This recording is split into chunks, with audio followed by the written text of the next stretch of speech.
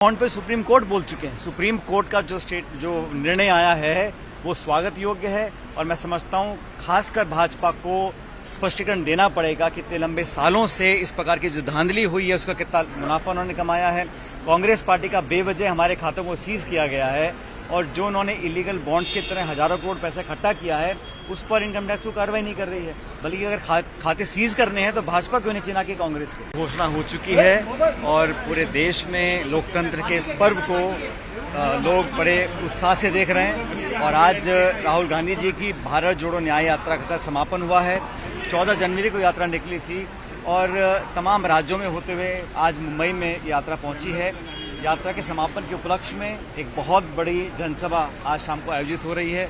उसमें तमाम India alliance के जो पार्टनर्स हैं वो सब उसमें शामिल रहेंगे और मुझे लगता है आगाज भी होगा न सिर्फ महाराष्ट्र के लिए लेकिन पूरे देश भर में कांग्रेस और इंडिया अलायंस का जो इलेक्शन कैंपेन है उसकी शुरुआत भी होगी। और देश देख भी रहा है 10 साल में देश में क्या हालात पैदा हुए हैं और हम चाहते हैं कि मुद्दे जो हैं जनता के उस पर वोट डाली जाए, रिपोर्ट कार्ड को देखकर वोट डाली जाए, हकीकत वास्तविकताओं को देखकर वोट डाली जाए। जज्बाती मुद्दों में जनता के ध्यान भटकाकर वोट लेने की जो परिपाटी है वो समाप्त होगी। के बाद एक बड़ी रैली मुंबई में। देखिए, लोकतंत्र का जो सबसे बड़ा महापर्व जो है उसकी शुरुआत हो गई है और हम लोग बहुत ही कॉन्फिडेंट हैं और पूरी तैयारी हम लोगों की हो चुकी है। और हम पहले भी कहे थे कि बिहार जो है इस बार चौंकाने वाला रिजल्ट देगा।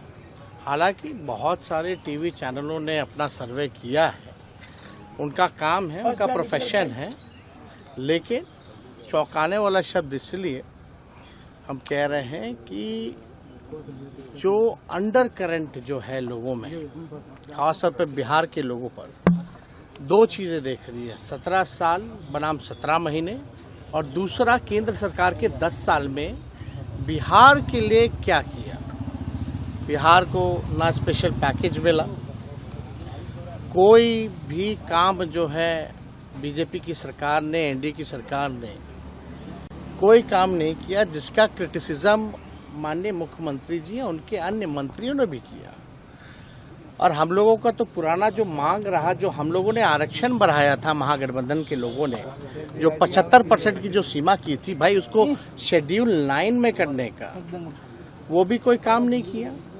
अब भाजपा में जाते ही मुख्यमंत्री जी कुछ बोल नहीं पा रहे।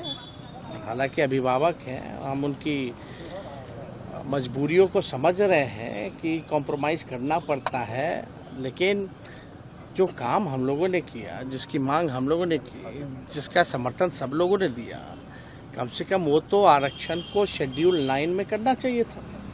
उस पर भी कोई चर्चा नहीं करते ये लोग। ना 15 लाख रुपए आए, क्या हुआ नहीं हुआ, इसके बारे में भी कोई चर्चा नहीं।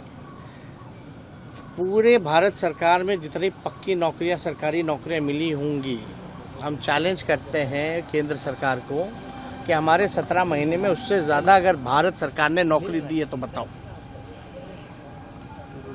तो असली मुद्दा ना महंगाई कम हुई, ना किसानों की समस्या को इन्होंने दूर किया और ख़ास तौर पे बिहार को आगे बढ़ाने के लिए, क्योंकि ये सबका मानना है पिछड़े राज्य, बिहार के अलावा भी और भी पिछड़े राज्य हैं। अगर बिहार जैसे राज्य अगर आगे ये बढ़ाने में सहयोग नहीं करेंगे तो भारत कैसे आगे बढ़ेगा।